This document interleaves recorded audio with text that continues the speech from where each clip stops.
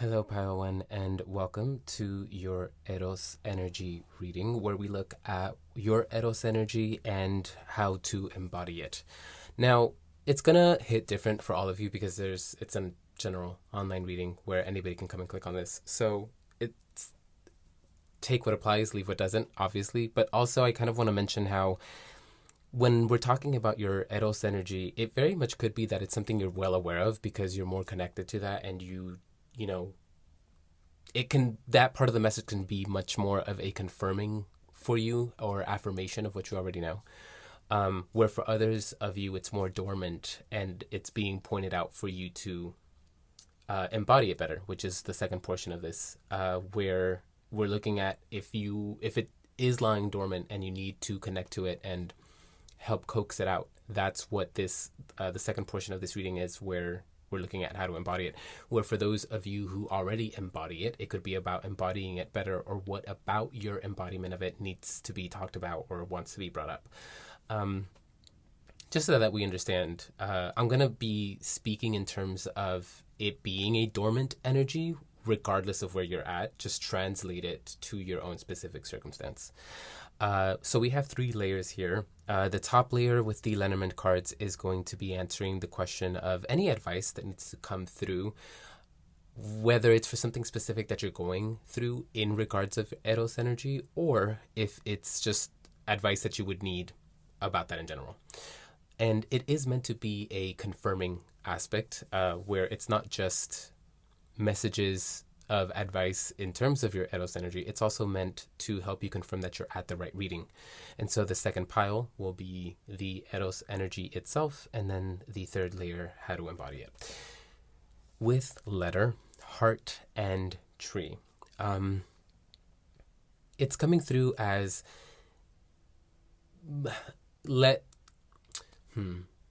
because for some of you, it's that these messages are coming from your heart. And then for others of you, it's that these messages are coming from someone that is making your heart flutter.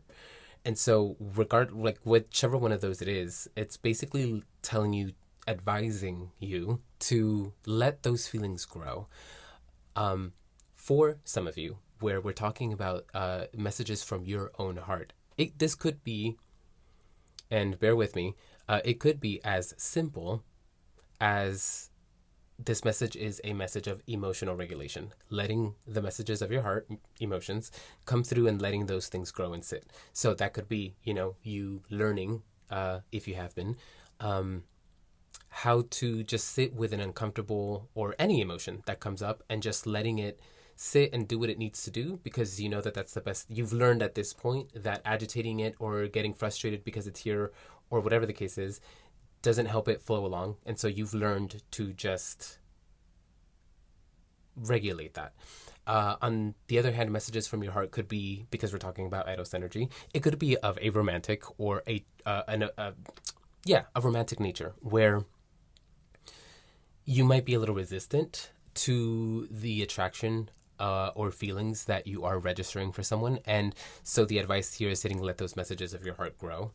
On the other hand, it could be someone who is messaging you and who you're maybe resisting, maybe how quickly you are developing feelings, or if it's not quick, just that you're developing feelings and you are registering how these messages, the communication that is happening between you guys, is what is causing these feelings to be there. And the advice then being like, let that grow, let's see where it goes, basically. So if that advice applies to you, if you know that that's true for you, hey, welcome to your reading. To get into your Eros energy itself, beautiful, because for a lot of you, I can tell that this isn't really something you would think of as, because when I'm talking about Eros energy here, I'm talking about like what makes you so attractive, what makes you attractive, what has people feeling a pull towards you. And because of the way that this message is coming through, whatever. This is not so much how you are attractive to people in general, in a general sense. This is specifically picking up on the people, and it's coming through this way, the people you have left behind. You maybe wouldn't word it that way.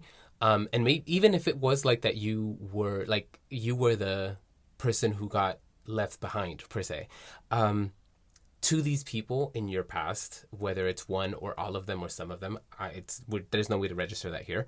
I don't know. With the Ten of Cups, it might be all of them. I don't know. It basically, that's what this message is coming in for. Like, why are the people in your past, some of them are still hooked on you, however long it's been?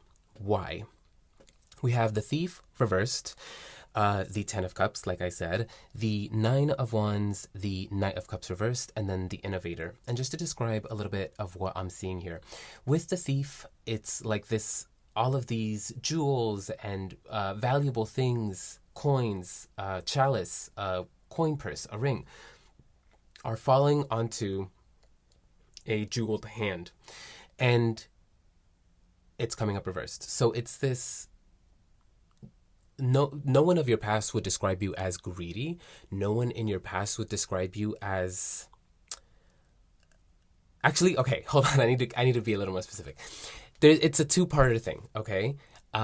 Where on the one hand, Thief reverse is coming through as you are very giving of yourself, to put it in kind of PG terms. And it's not necessarily that the message is specifically coming through a physical, sensual union of the bodies kind of way.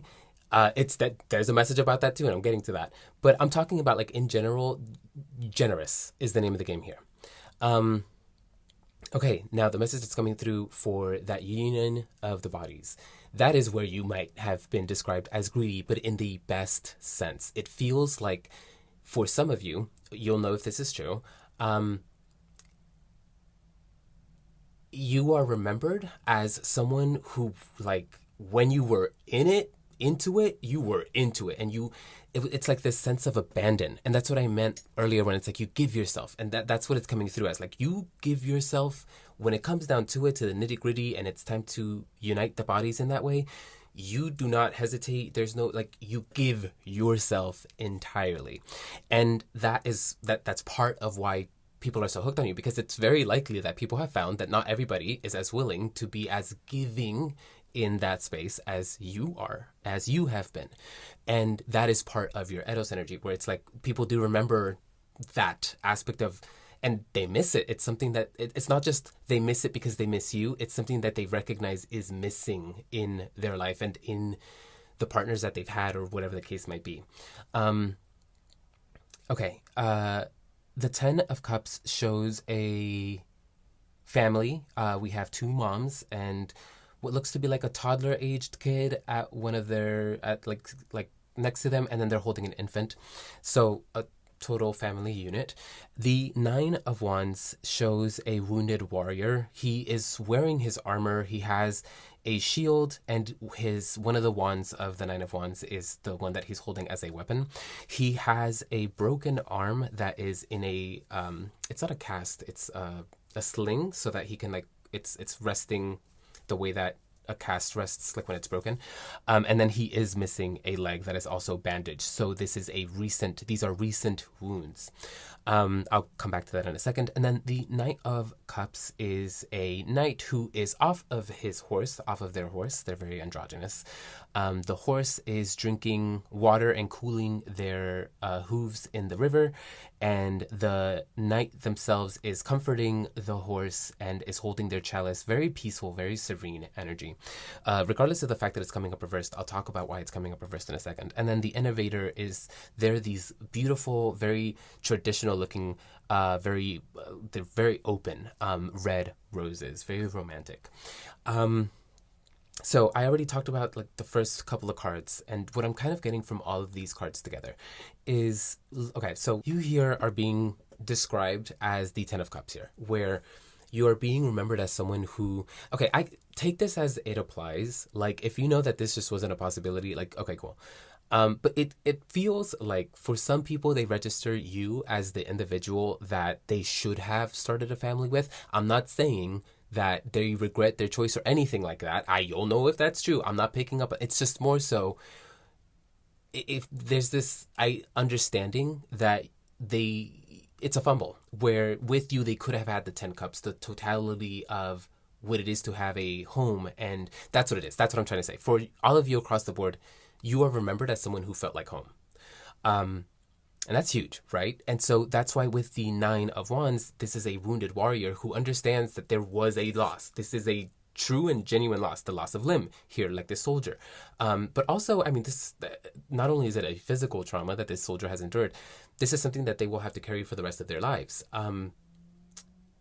These wounds aren't just physical, there's going to be emotional and mental scarring as well. And so this is something that, like, that's what you feel like. You feel like a scar. You feel like something that it's like, oh, right, okay, it kind of feels like for some of you, there's this one person or maybe multiple of your exes that they'll feel good and like maybe everything's going great in their life. Like maybe, like, I don't know, whatever that might mean to them. However long, or like, I don't know how it applies, but like, let's say this is much more recent, maybe not super recent, but maybe like within the last 5 years or so. And this person's really gotten themselves into a really good place. And, you know, when they start to think like, oh yeah, life is great, in the back of their mind, there you are to remind them, it's like, you're not perfect. In the past, when you have been presented with something good and worthwhile, you fumbled it. You aren't as hot shit as you think you are because you fumbled that. So it's like there's shame attached to it, and it's an undeniable thing. It is a loss that cannot be described as anything else. Okay, with the Knight of Cups reversed, the Knight of Cups upwards is an individual that is willing, not just willing, very capable, very comfortable, pursuing, or rather engaging in emotional pursuits. I'm not saying that anybody described by the Knight of Cups is someone who's going to put their emotions out there for everyone to see. It's just that they're comfortable expressing those emotions. And when I say that they're comfortable engaging in emotional pursuits, that's not to say that they're like flirting with everybody and, going everywhere. It could be that. But in the context of this reading, what I am getting from it is that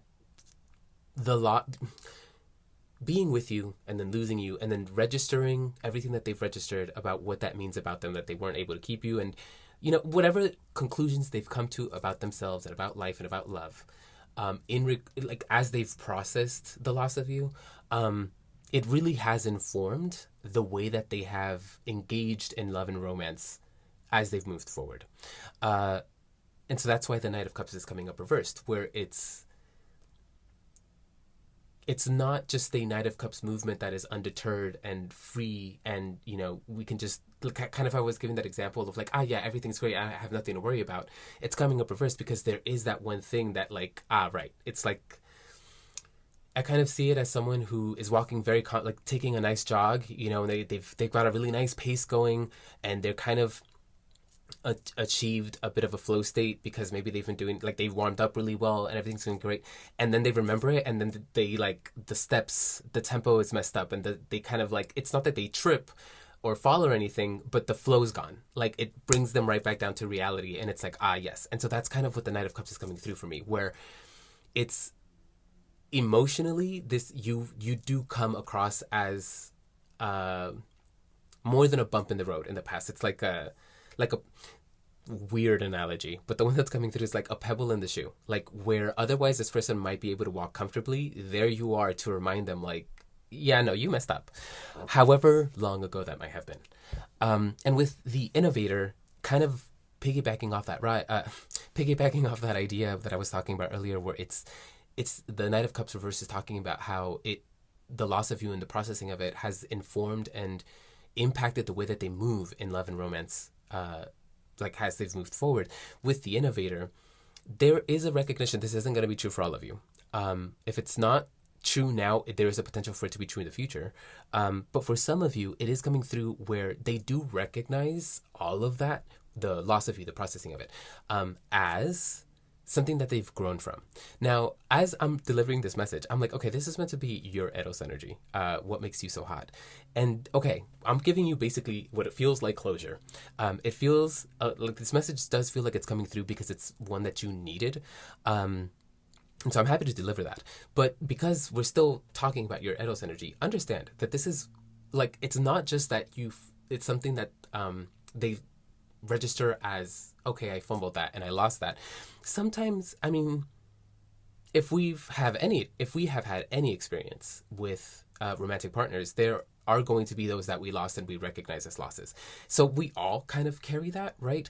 But here it feels like, for at least one of your exes, if not multiple of them, if not all of them, there is this like ongoing attraction to you, and it has nothing to do with your looks. It has everything to do with the way that they remember you, and it's coming through that way because for some of you it does come through like you have not seen this person in forever. Like there's just no way. Maybe you've moved, maybe I don't know, whatever the case is. It's just you guys have not seen each other in a really long time.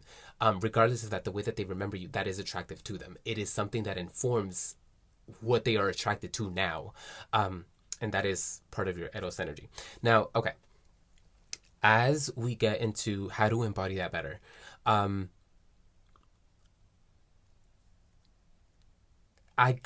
it's kind of coming through like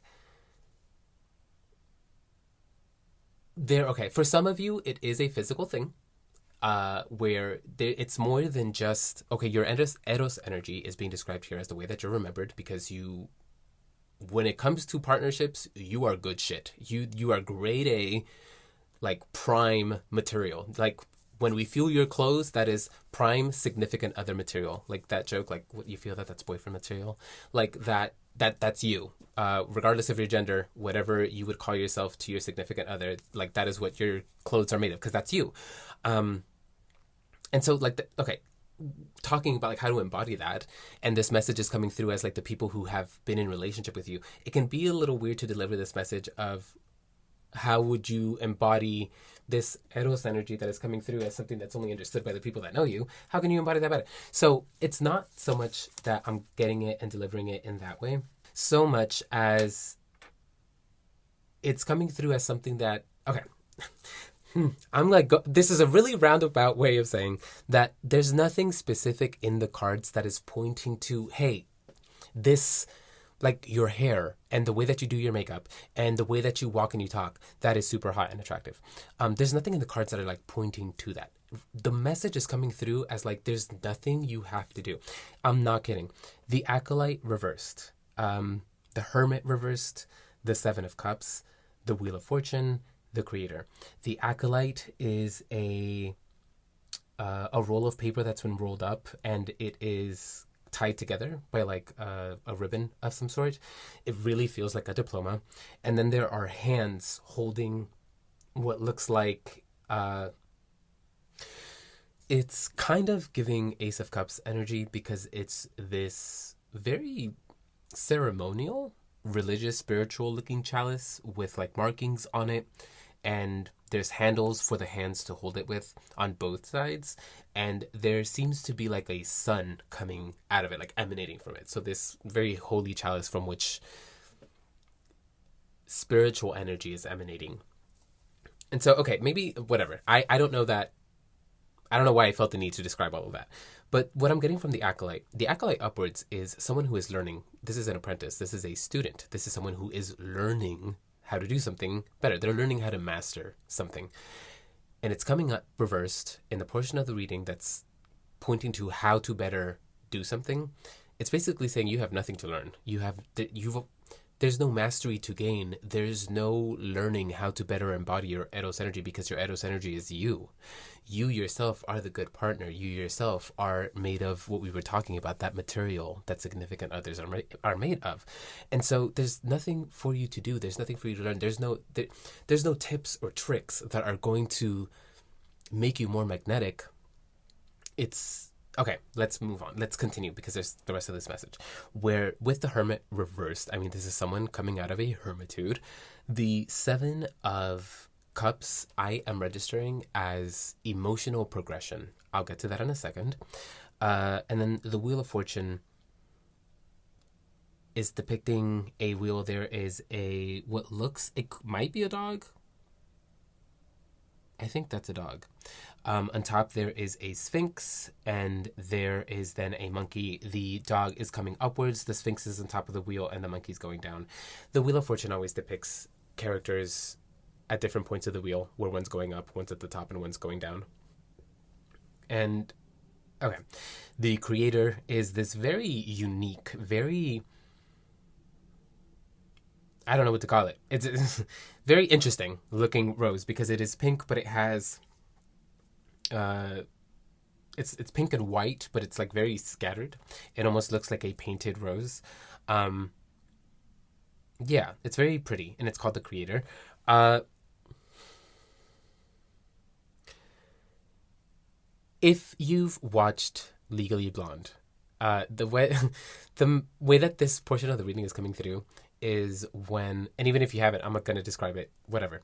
In the first one, there is this part early on in the movie when she's getting her nails done and she's venting to her nail lady, Paulette, and the delivery man comes in. And Paulette has a really huge crush, a very obvious crush on this delivery guy. And wouldn't you know it, the delivery guy has a package for Paulette. And so the guy, he's really cute, comes over and he's trying to talk to Paulette because, wouldn't you know it, he likes her too.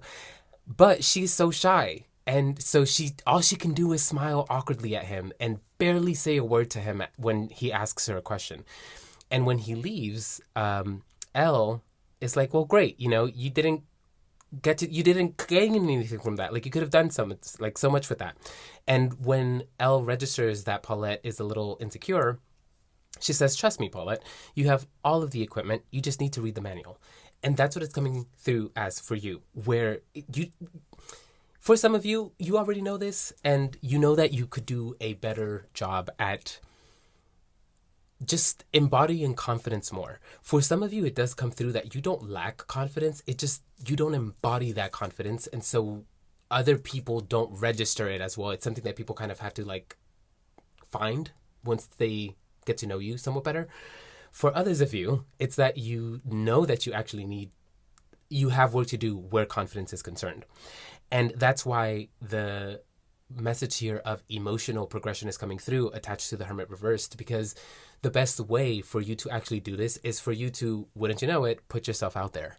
And some of you froze up, and some of you are going to click off and be like, well, that's not something I'm willing to do. Well, okay, then great place to click off, because I guess there's nothing else for you here. But the point is how to better embody your Eros energy, how to help this inner light shine outwards in a way. I mean, you don't have to. If you're comfortable where you're at and being someone that people have to discover, that can be a beautiful thing too. It's just saying, should you choose to embody that in a way that is registered outwardly, it is going to take the experience of you putting yourself out there and seeing how people engage with you, like what type of people.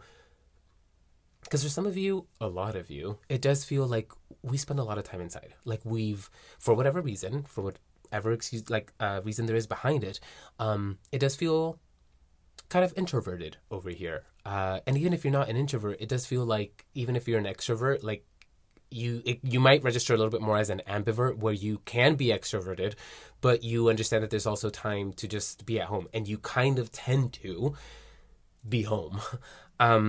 For whatever reason, there's no judgment here, and there's nothing to be said about that. Again, if you're trying to embody this more. And there's something to be said about the Hermit reversed coming through with the Seven of Cups and the Wheel of Fortune, where it's just about you. You don't register yourself the way that people look at you because you haven't given people the opportunity enough to react to you, to be in communion with you long enough that you register how they feel and what they think, and it also feels like for some of you suck at getting to know people for whatever reason. And so it's like working on your people skills, where it's, if you know that that's true, where it's like, okay, I could stand to be more social, I could stand to be more outgoing. And yeah, even where it's coming through, like, if that feels like an impossible thing, don't worry, because we're not talking about like, hey, go into a karaoke bar and sing your favorite song up there. We're not talking about that. Let's calm down. For those of us who are a little more introverted, and that, we're not trying to become an extrovert, we're not talking about opening yourself up to everybody. We're talking about opening yourself up to more people. Even if that's just one more person, even if that one person isn't someone that you want to engage in a romantic relationship with, even if it's just in a friendship type of way, doing so is what's going to help you. Like, okay, you make this one friend over the course of the next year, and through that friendship, you maybe the two of you will go out on lunch dates together, and that gets you more comfortable going out with people. And now that you're comfortable going out, because you've done it a couple of times, you know that there's this other person who seems really interesting, and you now have had the experience that lets you know that there's a lot of good that can come from putting yourself out there and creating a new friendship. So you try it with this new, and that's what I mean. It's like you just do the next step, do the next best thing. In regards of what feels right to you in terms of putting yourself out there. It's not about taking the risks that scare the ever-loving crap out of you. It's about just taking the next manageable step, but as long as the step is in the right direction. And the message is really coming through of putting yourself out there and engaging with life in a way that you let life teach you. You let people teach you and show you. And in doing so, you engaging with life, you engaging with more people, really blossoming into someone who's more open and more expressive about yourself, your emotions, and not just that, but like just what I said, like yourself, your personality, letting yourself be seen, letting yourself be known, letting yourself be perceived. And in doing so, it's now that you're at this beautiful energy that you have, which is of substance, which is something that, again, is registered as a genuine loss when it has been fumbled. Now this isn't just a beautiful energy that is reserved for the shitty people who couldn't hold on to you. It's now something that you get to share with the people that you love and the community that you may one day build. But yeah, what a beautiful message. I really was not expecting something like this to come through for the Eros readings, and I'm so happy that this is what we are starting off with, because this is the first time that I'm doing it. So thank you so much for being here and for allowing me to tap into this beautiful, wonderful, remarkable energy. I wish you Godspeed in all of your endeavors. It really, like, energetically, it feels like you are someone who has a lot of really good stuff coming your way because of the way that you carry yourself. And so it's time for you to put yourself out there and let life hold you and embrace you. And of course, it's not going to be all sunshine and rainbows. And of course, there are going to be people who just, you are not their cup of tea and vice versa. And that's okay. That is just part of the Wheel of Fortune. There's going to be times where we're at the top. There's going to be times where we're at the bottom. That too shall pass. And so, yeah, Godspeed through all of that. I really hope that this message had something for you, and I hope to catch you at another reading. Bye.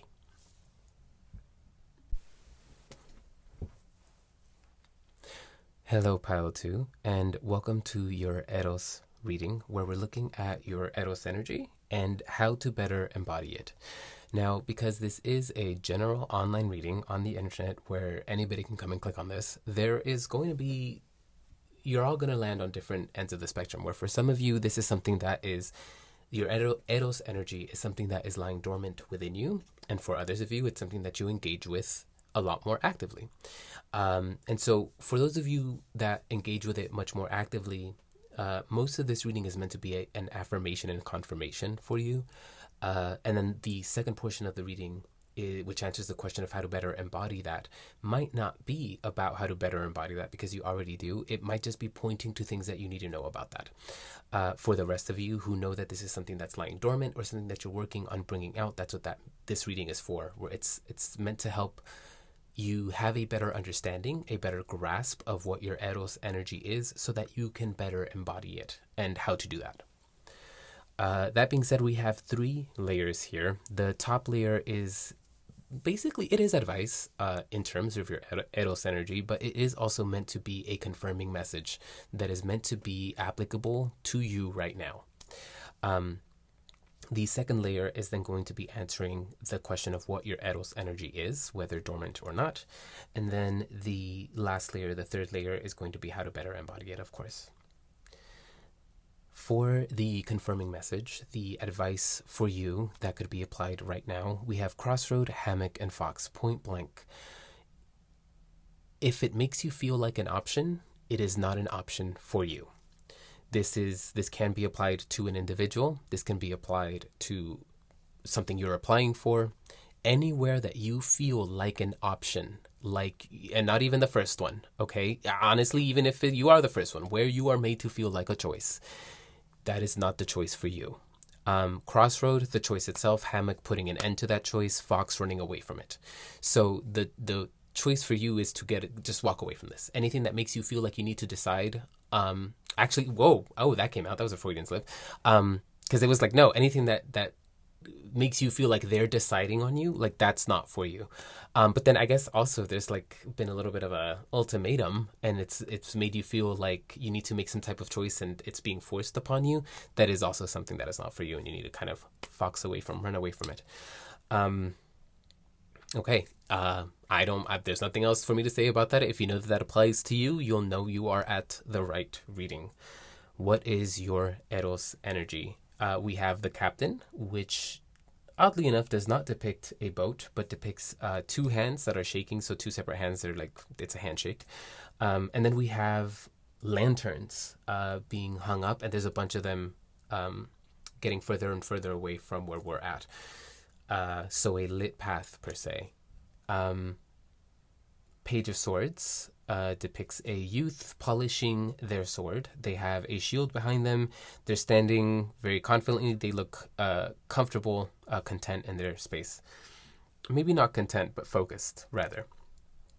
We have the Page of Swords here, which looks like this is someone polishing their sword. They have their shield behind them. The sheath is like on the floor, so it looks like someone who kind of just dropped everything to polish their sword. And they look focused on the task at hand. And so what I get from it is, okay, it's great that they're polishing the sword, but the rest of their equipment is just on the floor now. And so this is a soldier who understands that there are some things that are important, but they haven't had enough experience yet to understand that there's more to be done, more to be seen than what they currently have the capacity to see and understand and do. Because a trained soldier with experience would know not to leave things on the ground that they're going to have to clean now because it's on the ground. It's also just the disrespect to your tools, and these are this soldier's tools. But whatever. I say whatever because I'll get back to why I pointed that out. The Six of Swords depicts a boat moving into what looks like not treacherous waters, but waters that are going to have to be maneuvered through intentionally. And then we have the Empress reversed. Finally, we have the Caregiver. Okay, I want to point out we have the captain, and then 2 cards later we have someone on a ship captaining a boat. And another connection to be made is that the captain of this boat is wearing a lot of red, and then the Page of Swords right before that card is also depicting red, and so is the Empress later, but that's neither here nor there. What I'm trying to point out is your Eros energy, you are understood to be someone you're very piercing. And I know that this is an Eros energy, and it can pick up on a physical thing, and this could be a physical thing too. You'll know if it's true or not, but when I say this word, I'm not using it in a physical bodily union type of way. I mean it in the most literal sense of the word, but as a metaphor for your energy. Very penetrative. Like you get right in there and very much into places that most people would not want someone to be. What am I talking about? The captain, and then we have the Page of Swords, and then we have the Six of Swords, which depicts a captain captaining their ship into places not everybody would be willing to go. And then where are they going? Into this Empress reversed energy. So you are the captain and you are the Page of Swords. This individual who it's not for some of you. If we're talking, it could be picking up on someone who knew you back when you were immature, a lot younger, and you're being remembered in a good way. Like they hold that in a good regard. That youth and that like enthusiasm that came with it. And so, okay, across the board, if that's not true, where someone remembers you in your youth, what's coming through that is true for all of you here is that the Page of Swords is pointing to your enthusiasm. It's almost like, okay, here's where maybe we're talking about like your physicalness, how you engage in a physical act of union with someone, but it doesn't necessarily have to be that. It just feels like you're very curious about your partner and you want to know things, and you're very willing to just ask those questions. And some people, you might have like made certain people, you may make certain people uncomfortable even outside of a romantic sense, if you do this too outside of a romantic way, where you ask the type of questions that most people would not be super comfortable asking about. You might at some point might have been accused, whether to your face or not, you may have been accused of lacking boundaries or not respecting boundaries, or just, I don't know, you just come across as someone who asks that question that like not everybody would ask. And so you might throw some people for a loop of like, oh, that's not really something I didn't think I was gonna have to talk about that today. But the thing is, it's welcomed. It's registered as a type of confidence that has to be, if not respected, at the very least admired. And because of that, because it's either respected or admired, it is something that comes through as attractive. And so when you ask that question, that it's you asking it, and maybe it either has to do with the way that you look or the energy that you have that is attractive, or it might just be like you're so charming in the way that you phrase certain things that when you ask the question, it's like, oh, well, this is why. Like maybe this might be true for some of you because I don't know why it's coming through, but it's like maybe like if the person that you're asking might be shocked because it's like they weren't willing to answer this same question to their best friend maybe like a week or a month ago. But because it's you, all of a sudden it's like, oh, like, okay, yeah, I'll talk about it. It's okay. You can know about it. So it's not, okay, so yeah, that could be true, whether it's like your energy that makes you magnetic, but that's not what's being picked up here in this reading of your Eros energy. What's being picked up on is that confidence that you have to just get in there and where other people might not be willing to go and just have that conversation, ask those questions, give that person the opportunity to talk about something that they might not have otherwise been given the opportunity to. And that is what makes you attractive. Now, beyond that message of you being willing to go where other people aren't, for some of the people that you have that remember you in this way, that we're talking about, see you in this way, you have gotten down to the nitty gritty. You have your line of questioning, the conversation that engaged with you, being seen and perceived by you. And for some of you, it is also the fact that like you went to that level of physical union with them. Regardless of how far you got with that person, there is an understanding that you uncovered a deep insecurity, and it's not coming through as like, oh my god, how could you, like, I don't want to show anyone that. It doesn't come through as that. It's rather that you were, not only were you willing to witness this insecurity, you embraced it. You might have kissed that insecurity, whether literal or not. It's coming through as like, where this person has this deep rooted insecurity, you saw it and you were just like, oh, that's beautiful, or you liked it, or you didn't even bat it out, you didn't even register it. It wasn't even a thing for you. And that was deep and meaningful to at least one person in your past who like really understands that, oh, maybe I am being mean to myself. Maybe this insecurity isn't what it is, or even if it is what they think that it is, it's like, it's not going to be perceived the way that I thought. Maybe before you, they thought that they would never be attractive to someone, or that part was something that could never be shown, and you showed them, no, you don't have to hide that. That's not all of us are freaks. Like maybe if they've had that experience where in the past someone did shame them for that, you've shown them that not everybody is like that.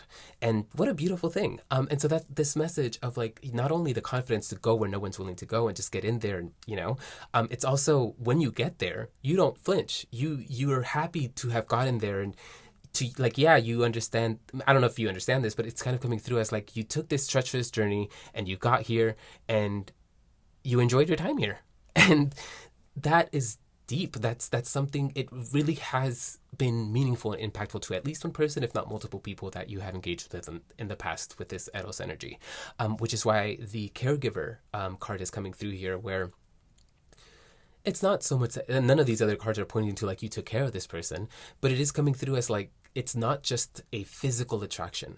It's something that's registered as like, this is a good person. This is someone who at least in that moment made me feel very, not only seen and witnessed, but like safe, comforted, cared for. And so the last thing that I'm getting from the caregiver is that you take care, that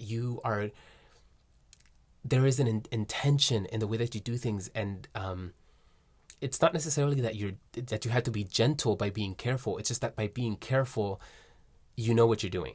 I That's what I'm getting from that energy of like, because to be careful means that you register that there are things that could go wrong, and so you are being careful to. Okay, that's what it is. You're There's an understanding that you were tender with a part that other people might not have been tender with. That insecurity that I'm talking about, the way that you handled that with such care, that's what left an impact, and that is part of your Eros energy. Where if it's not just romantic partners that get to see this part of you, maybe you're just like this in every sense of and everywhere that you go, where you have such attention to detail or you remember certain things. That goes a long way for people. You make people feel seen and cared for, and that you take care just registers how capable you are of seeing things, understanding them, and then meeting, like not only meeting things where they need to be met, but like contributing to that energy and bringing something worthwhile to it. Incredible, beautiful, amazing. Okay, in terms of, because I really meant for this last portion of the reading to be like, how can you express that more? In the context of this reading, it's coming through as a message for you to better understand how it is that people get this from you. With the chiromancer and with it being like a palm reading hand, touch. I mean, even with like everything that we were talking about before, with the captain, where you get in there and you're, it's not some, you're close. You get close, and so it doesn't necessarily have to be like literal touch. It could be that. It could be that you're being given this message so you understand that your touch isn't just you. Maybe to be a little more intentional, a little more careful about who you're putting your hands on, because maybe your energy is so strong, or maybe you're so attractive that you touching someone might like make someone hearts flutter, and it's kind of coming through as like, just understand you have that impact on people. Now, if it isn't literal touch that we're talking about, where it's not just your touch, it's that like just close proximity to you is enough for this to be registered. That's why the chiromancer is coming through here. We have 3 reversed tarot cards. We have the 8 of Swords, the 4 of Cups, and the 2 of Swords.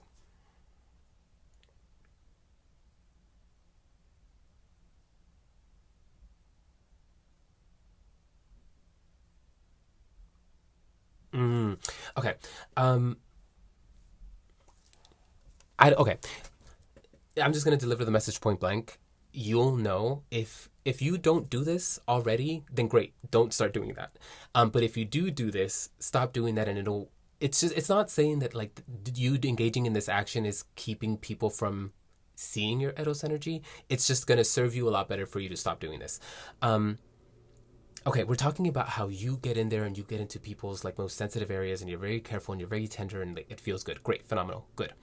The message that's coming through here is one of, don't make that a commitment. And I'm not talking about like, okay, you've seen my insecurity, I'm your boyfriend, I'm your girlfriend, I'm your significant. I'm not talking about that type of commitment. I'm talking about like, don't. Okay, the best kind of a good example that I have is, let's say you're out in public with, or it doesn't necessarily have to be out in public. You're maybe at work or at school, somewhere where you know the people around you. Some of them you know better than others. Some of them you don't know at all, but at least you're familiar with them because you've seen them in class or at your workplace, whatever. And that person that you have no connection with, but you see them all the time because you're in the same spaces all the time. Maybe you've noticed that they came in and they were crying. And it's not your place, so you don't go and you don't go ask anything. But then later on, you guys are in the elevator together. Weird example, just go with me. You're in the elevator together, and they just bust down crying because they can't help it, and it's just the two of you. And your energy maybe is registered just by that proximity, where you feel so comfortable that this person just started to cry. And the message that's coming through is like, okay, don't make it weird. Like, give that person the space to be what they need, and then maybe after, and to continue this example, like, you don't have to bring that up to them. Like, you guys don't know each other, but you gave them that space. And if they want to, they can come and talk to you about it. But it's not your place to now have a conversation about what you saw and let's get into it. It's like, no, like, they didn't come with you, or I'm sorry, they didn't come to you for that. You just happened to be there when that happened. And so it kind of like feels like respect that this is very tender and sensitive for them. Be like, just yes, you witnessed it, and yes, you registered it, and just be happy and grateful to have given them that space, but leave it at that. If they want to continue past that, that's good, but it's not your place. Don't overstay that welcome. It's not your place. You're just here as a witness, and you can show people that, like, everything that we've talked about so far, but it doesn't have to go beyond that. Now, for obviously in some cases it will be appropriate for you to ask questions because this is someone that and you have that relationship with. It's just coming through as the 8 of Swords reversed. I'm registering as no consequence to something that happened. Basically that's what all of these reversals are saying. Let there be no consequence to this beautiful thing that you create. And it's not that it doesn't have to matter. Like, oh, we had this beautiful thing and did nothing come. Yes, exactly. That's what's coming through. Where it's like, give people that space, and then, it's not like abandon them and never talk to them again. It's just like, let them, because it's kind of a shock. It's coming through as like, holy shit, like this person was just close, like what just happened? However it happens with you. So it's like, give them time to adjust, and just, you've done a lot already. You've gotten in there, you've let them know that you know them and you've seen this. So just leave it up to them now. Let them, give people the time and space to just deal with the shock to the system that it is to be witnessed by you. And it also kind of comes through with the 2 of Swords reverse. It's like, for some people it might be uncomfortable to talk about these things outside of the moment that it happened. So it's just like, don't give them more to worry about. Like, it was already difficult to be witnessed. Like, don't add to that. Like, just give them space. Just let them, like, feel whatever they need to feel about it. And if they want to, and they want more of that, or they want to talk about it, cool, they will. And if they don't, cool. I don't know. For some of you, it might be like, give them enough time and space. And if they're shy enough, like, wait for the signals for you to approach again. But just the point is to don't take on, don't steal their struggle, basically. Like, if this is something that they're struggling with, allow them to struggle with it. And you just stay there looking pretty because you know what you can do and you know what you offer. And yeah, just don't do too much. Don't make it weird. Don't make it a commitment. Don't let there be no consequence to that wonderful action. And with the companion, it's like, that's what I'm saying. Like, don't just leave them. Like, it's not just about like, okay, cool, never talk to you again. Be around. Like, understand. Like, okay, this whatever it was that we had. Whether it's like an intimate moment between like 2 coworkers, or you were able to witness something that not everybody would with your romantic partner. Like, whatever the case is, like, just be there. Not on top of them, not like coddling them or trying to like get questions. Just be just as a companion. Just like, I'm here. I'm not going anywhere. If I'm ready to talk, if you are, if you're not, cool, that's cool too. I'm not leaving. I'm here. I'm cool. It's just, I'm leaving things in your court. And then in doing so, it creates that much more safety for that person to feel much more comfortable. It's like, okay, they're still here. They're giving me the space. Great. Like, maybe they did like it. They just need a little bit of time. That's why you're being given this message where it's like, give them time. It's not that they're saying no. It's just that they need a little bit of time. Okay. Now that I've said all that, to be honest, I have to go back to the confirming message, because we were talking about a choice and putting it into it, and then Fox being you running away from it. But now that we've seen all of this, okay, yes, that message could still come through where maybe that if this is true, maybe that message is coming through because you have given this beautiful energy, this beautiful moment of vulnerability to someone, and they're being very fickle about it, and you're waiting on them to like give you more, but they're being very back and forth. Where it's like that, then it's like hot and cold, and you feel like you're being kind of pulled back and forth. That's where you need to kind of walk away from it. But if it's one of those things where it's like, it's not that they've given you an option of stay or go, or they've made you feel like an option. It's just that you're registering that if it's specifically that they're just quiet and they haven't responded, they're just kind of like keeping a little bit of distance. You haven't registered that they're like doing what y'all have done. And I'm wording it that way in case it's not romantic. Like, if it was just a platonic thing, regardless of what it is, like, if whatever you two shared, if you genuinely feel like that was something special between the two of you, like, that's where you're being asked to take a pause and just let them know that you're still there, and you're just willing to like wait for them to be comfortable to talk about it. But again, where it's that you're being made to feel like an option, where it feels like a back and forth and hot and cold and uncomfortable, where it no longer feels like you're waiting for someone to be comfortable for you, but rather you're waiting for them to pick you, that's where it's a problem. And so, yeah, I just kind of wanted to circle back to that because now that I had read the rest of the cards, it felt really relevant to that first portion of the message. But okay, I am going to leave this message here. Godspeed in all of your endeavors. What a beautiful, remarkable energy that you have. Thank you so much for being here and letting me read it. I hope that this reading had something for you, and I hope to catch you at another one. Bye.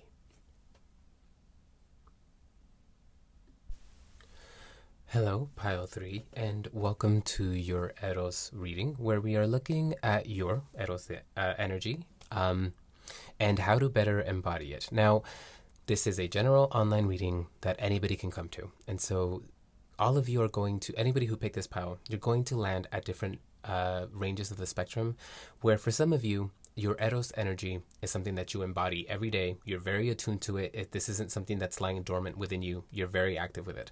For others of you, it does lie dormant within you. And so this is a reading that's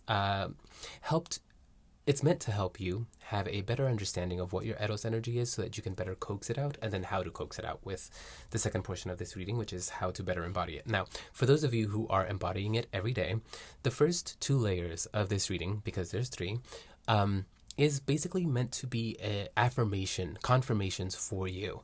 And then the portion of the reading that is meant to point out how to better embody it, since you already embody it, it's meant to come through as just a message of advice for you in regards to your Eros energy.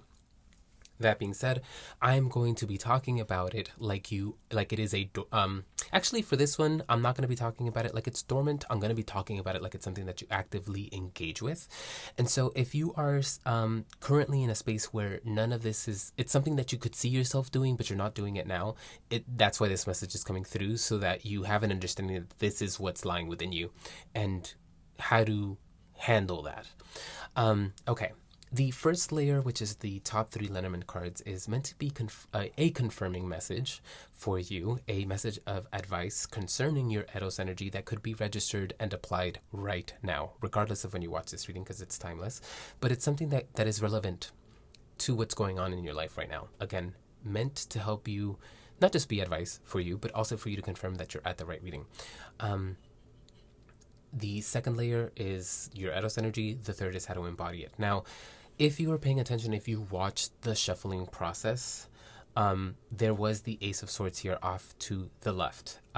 You are the only pile that got this extra card here, because as I was shuffling one of the decks, the Ace of Swords flew out. And it was too clear and crisp for me to ignore it, and it felt very important to the message, and I'm bringing it in, and we'll talk about why that's relevant.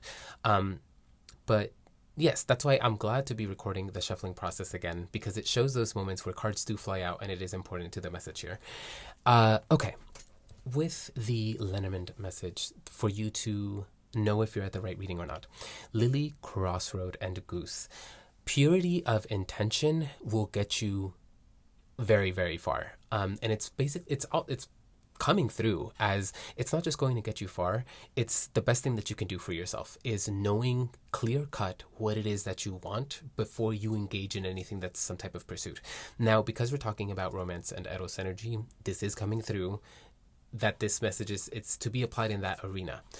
Knowing what you want out of romance, knowing what you want out of connection will serve you well.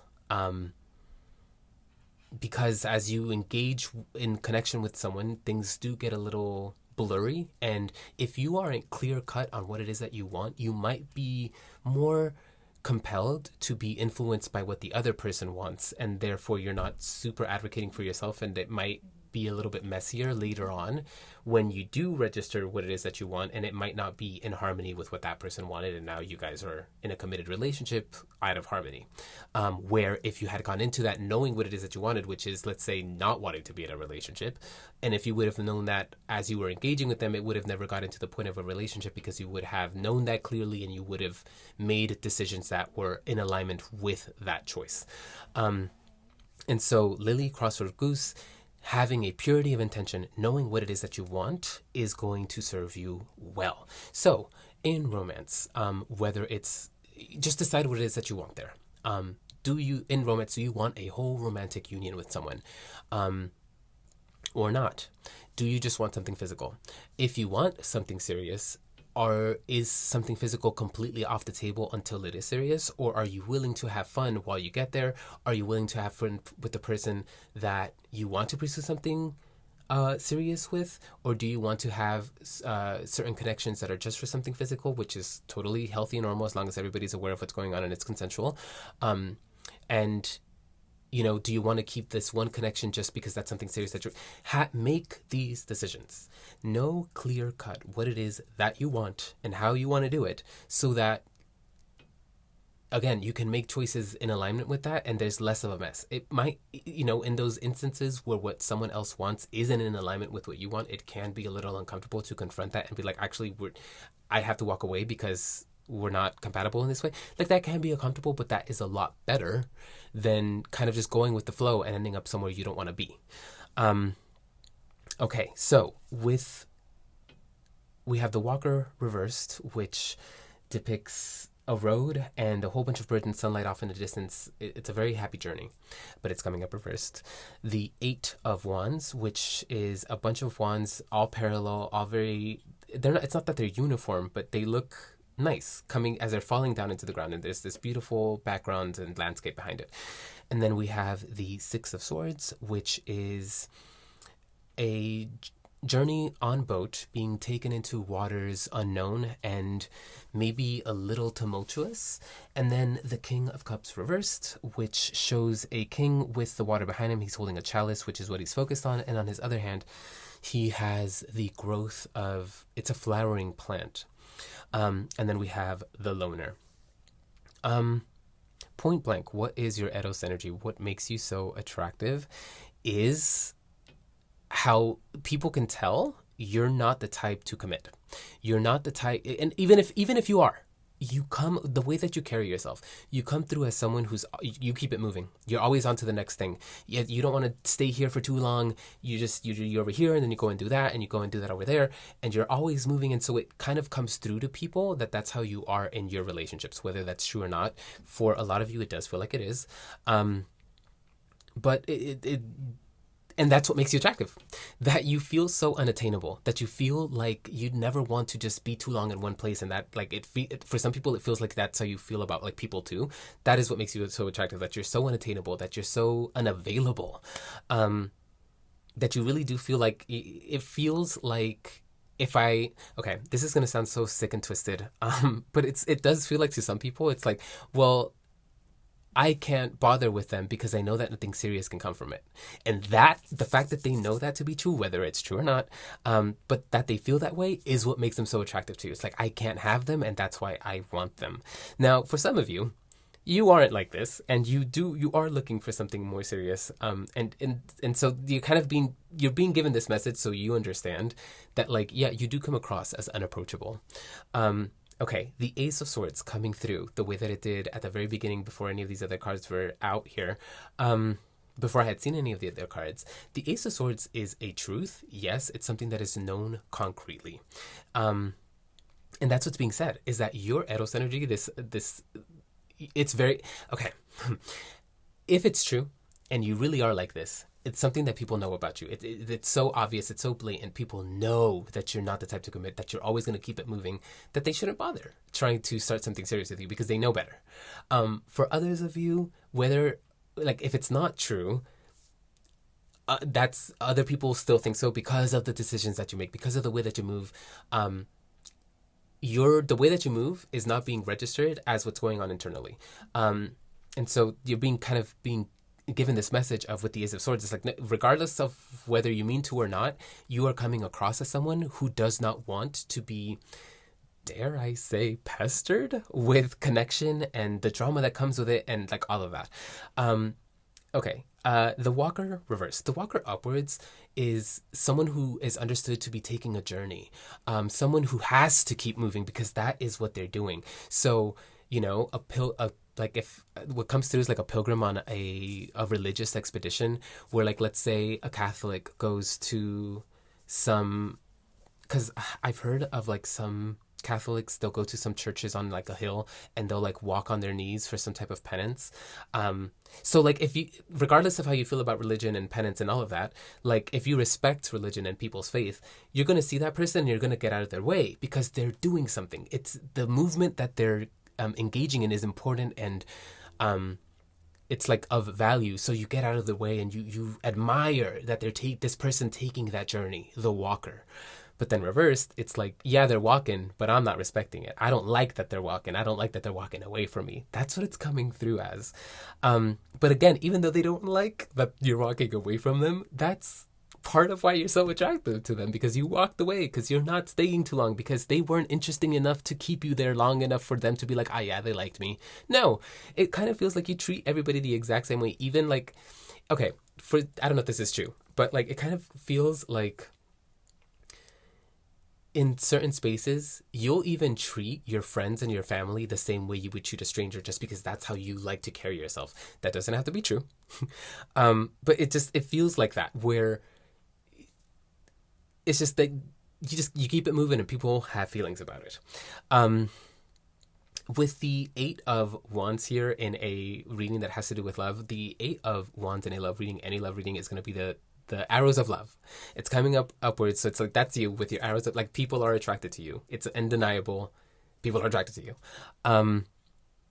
The 6 of Swords is that same message of, I mean, this person in the 6 of Swords, if we're looking at, their back is turned to us. So this is you. That's you. You're on your boat and you're going down that other way, and you got what you came here for, and you're going to keep it moving. You didn't come here to talk to this person. You came here to just get what you needed, and you're going to keep it moving. So like if it's a workplace, let's say you're working on a certain project and you need a specific tool that's over there, or whatever your workplace is, or like you need to go get a paper over there. I don't know.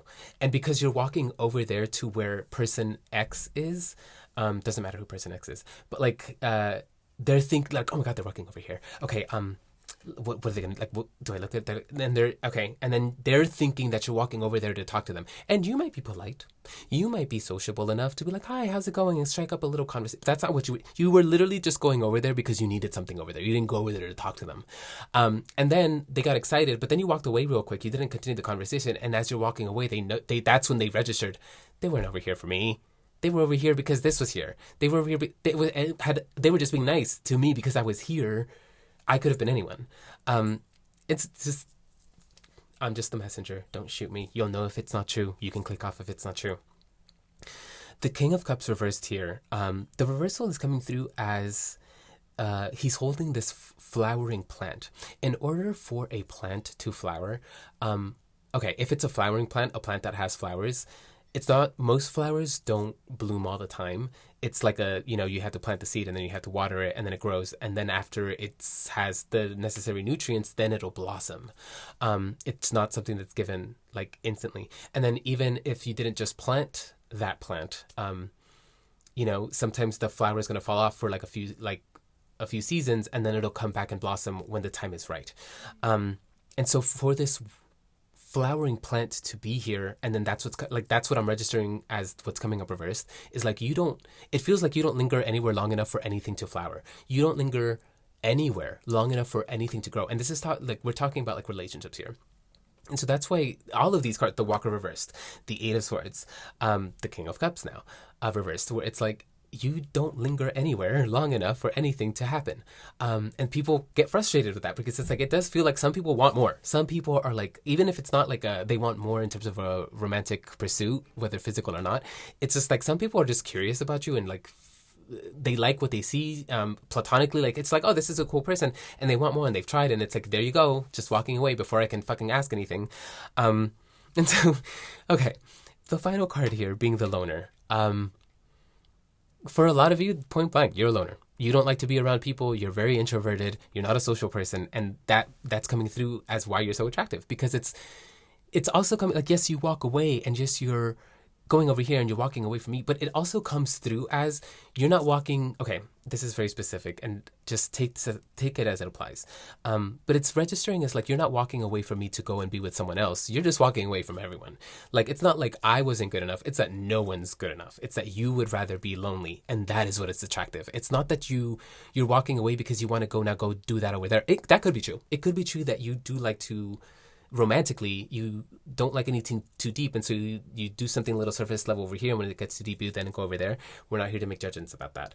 It's just registering as, like, for a lot of people, that you stay single, that you stay alone is attractive. It denotes that you like yourself enough to not want to drown out yourself with other people's company. That is coming true as very attractive. But then on top of that, it's also the fact that you're leaving people lonely, that you would rather just be alone than be with them. And yes, like every card here is basically saying, like, people are hurt about it, but they like it, which is really funny. But, you know, to each their own. You're obviously doing something right, because it has people looking at you a certain way. Now, obviously, if this, regardless of where you're at, for some of you, this is something that you're happy. You're happy that this is how you move. You do it intentionally because it's how you keep yourself safe. For others of you, you're not super aware of it, and you're being brought into this awareness so that you know that it's there. The last layer of how to better embody it. It's not coming through as a message of how to better embody this energy, but rather how to address it, and like where it's coming from, why it's happening, and should you choose to, if you want to, how to address that underlying thing so that you can start to be less antisocial, if that's what we want to call it, if that's something that you choose that you want to do. And even if it's not, like, for a lot of you, or for some of you, it's not that it's advice on how to be less antisocial. Rather, it's a message of advice for you to have when the right people or the right person comes along that you do want to let in. And so it's coming through so that you're not completely lost when that happens, and so that when it does happen, that you meet people or a person that you want to open up to and bring them into your life, you're aware of all of these things, so that you're not just acting in these ways that you're used to acting and then fumble that good thing or those good relationships, if that's something that could happen. We have the Forgotten, and then beautiful, beautiful tarot cards, because we have the Six of Pentacles, and then right after the Seven of Pentacles, and then the Page of Pentacles. So chronicle order with the Pentacles cards here, and then the Healer. And all of these cards are coming through as the Forgotten. Okay, it's all coming through as what the bread and butter is for most of psychology and a lot of the work that we do here as tarot readers and the occult, when we talk about self-healing. That's basically what this message is. I have to talk about each of these cards, because if I go too fast, it's going to sound a little offensive. With the Healer, point blank, it's like, yes, you need to engage. Again, and this is advice for when you want to let someone in, if you feel like you just don't know how to do that. If you've grown so accustomed to just being alone that you're struggling to engage with someone, that's what this advice is for. If you know that you don't struggle with that, honestly, hun, you could stick around to receive this message if you feel intuitively that you should. But if I just don't, if you know how to engage with people successfully, this message is about how to do that. So it's, you decide if you want to stay or not. But with Healer, it's basically saying, if you do struggle with that, then the first thing that you need to do and understand is that there is healing to be done. And it's not so much to say that there's like trauma involved as to why you'd rather stay alone. For a lot of you, it is. For most of you, it is trauma. But for some of you, it doesn't necessarily have to be that you endured bad things and that's why you'd rather be alone. It's just that that's just how you've worked for most of your life, and so now you just don't know how to act any different. And so then for you, the advice is not so much to look at it as something that you have to heal. It's just recognizing that there is a problem that we have to address.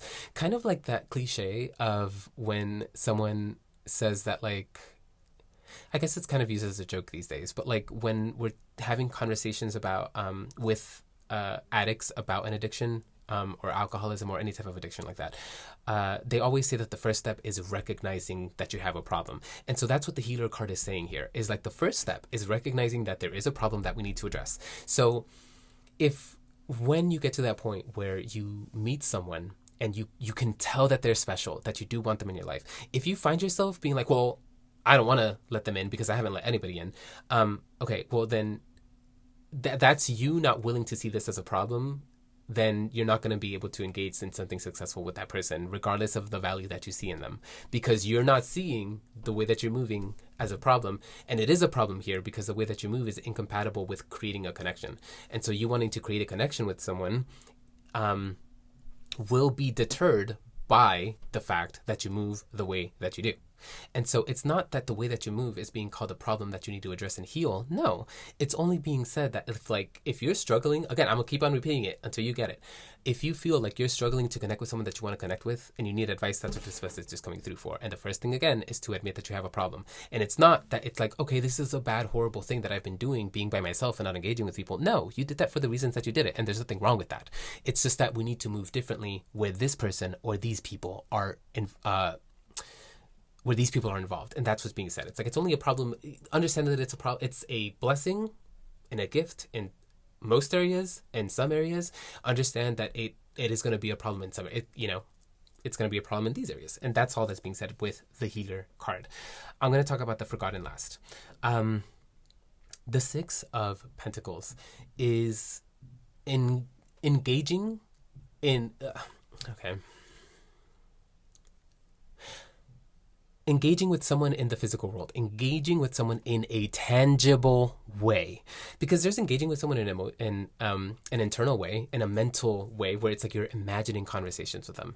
And then you could even engage with someone in your heart, in your feelings, in the cups energy, where it's like, I'm just fantasizing those feelings and how good it might feel to like be with someone or whatever the fantasy is there. But with the Six of Pentacles, it's basically saying you need to create actual, tangible experiences with that individual. So basically what's being said here is, first step is engage with that person or those people. Whatever the case is, where it's like, if you understand that this is someone that you do see value in and you want them in your life, okay, first step is, I can't do the things that I've usually done, which is walk away from anyone before anything can grow.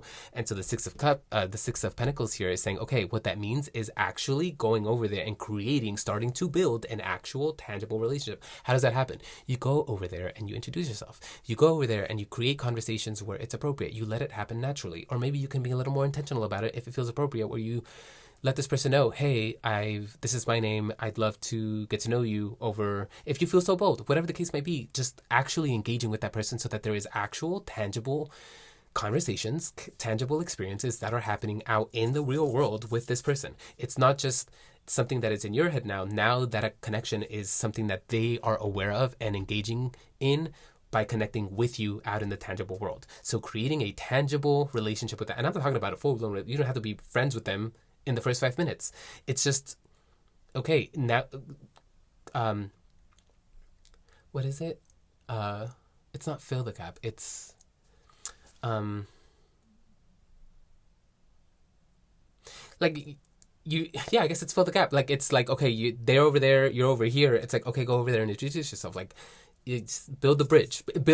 There you go. That is what the Six of Pentacles is saying, is build the bridge. Start to build that bridge. And over time, that's where we're beautifully progressing from the Six into the Seven of Pentacles, because it's like, yeah, naturally what's going to happen when you start to build the bridge is going to be built. And so if like you play your cards right, and again, we're registering you are a very attractive person because of everything that we've talked about. And so it's like, yeah, people are going to want to engage with you. It's not going to happen all the time. Be okay with rejection. There's nothing wrong with rejection. People have every right to choose who they want in their lives, and it is up to us to respect their choices. So don't be weird about rejection.